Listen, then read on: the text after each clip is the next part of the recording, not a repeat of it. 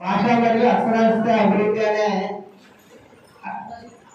కార్యక్రమంలో భాగంగా వర్ణమాల విద్యార్థులకు వివరించడం జరుగుతుందండి. ఇందులో అక్షరం మరియు కళల గురించి విద్యార్థులకు వివరిస్తాము. సో ఇంకా ఇందులో అర్ధ ప్రాణాక్షరాల గురించి, అదేవిధంగా మహాప్రాణాక్షరాలు, అక్షరాల గురించి వివరించడం జరుగుతుంది.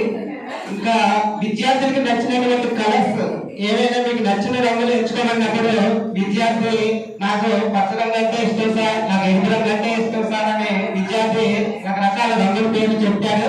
ఆ రంగుల పేర్లు బట్టి విద్యార్థి అక్షరాలను చెప్పగలగడం, అదేవిధంగా వాటితో 2 అక్షరాల పదాలు తయారు చేయగలడం, 3 అక్షరాల పదాలు తయారు చేయగలడం, ఇలాంటివన్నీ యాక్టివిటీస్ దీని ద్వారా మనం నేర్పించవచ్చండి.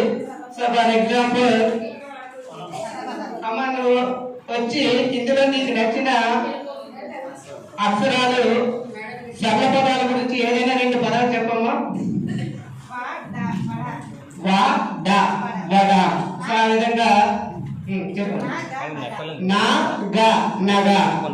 ఆ విధంగా విద్యార్థికి మనం ఇందులో ఉన్నటువంటి అక్షరాలతో తయారు చేసిన పదాలను నేర్పించవచ్చు.